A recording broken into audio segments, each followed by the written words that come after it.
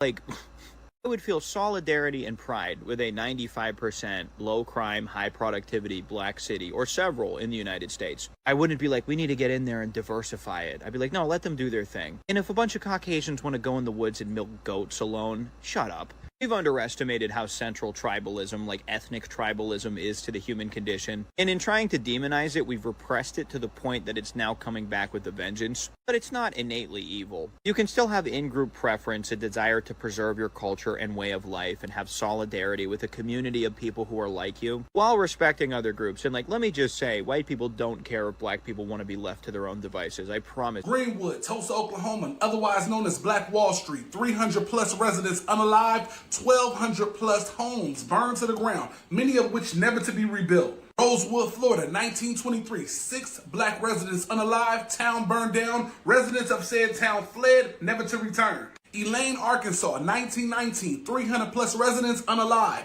destruction, torture, imprisonment. Colfax, Louisiana, 1873, 150 African Americans unalived. Wilmington, North Carolina, 1898, 60 plus black residents unalived. Thibodaux, Louisiana, 1887, 30 to 300 black residents unalived. Widespread terror. New Orleans, 1866, the Mechanics Institute massacre. Over 200 black residents were either unalived or severely wounded. Springfield, Illinois, 1908, 7 black residents unalived, 2 of which were lynched. See, history shows us exactly how this country reacts to a thriving, successful black town. Looks like you need to learn about it. And while you do, teach your people. They unteachable. That's all I got to say about that. And it's right. We've been talking about that. We have done that. We've minded our black business, but you were so disturbed that you could not stand it. You wanted what we have. Everything but the struggle. Joe, what are some of the psychological effects of living in a racially segregated community? And I mean from our side, from our black communities, because obviously we know what's going on in the white communities. They're so worried about us. But what are the psychological effects of living in a segregated community? So unless you can like operate solely in your entire life in a segregated community, then what you're sacrificing is the expansion of your view, of your worldview. You live exclusively amongst, your people.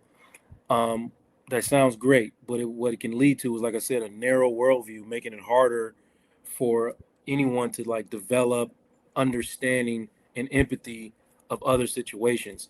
And you know what I'm saying, that kind of lack of diversity can stunt your emotional growth. Although it's like I said, it sounds beautiful. And like I said, if you can stay in those communities for the remainder of your entire life, that will probably work.